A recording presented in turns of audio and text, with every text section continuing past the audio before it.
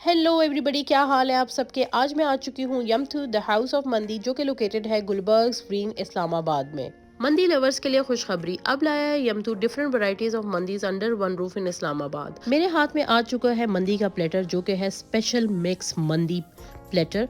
और इसके अंदर आप देख सकते हैं क्या नहीं है। इसके अंदर फिश है, मटन है, चिकन है, बटेर है, इसके अंदर मलाई बोटी है, इसके अंदर बीफ बोटी है, चिकन कबाब, सीख कबाब। ये प्लेटर 4 से 5 लोग आसानी से खा सकते हैं, जिसकी कीमत है सिर्फ और सिर्फ 45-90 रुपीज़। और यहाँ का खाना बहुत ही कमाल का था।